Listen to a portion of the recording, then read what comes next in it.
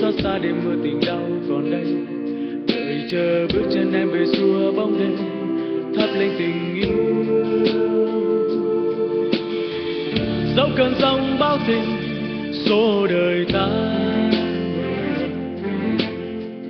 con tim anh vẫn yêu, yêu không hối hận.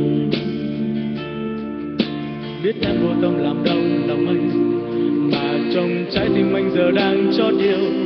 Vì sao tình hỡi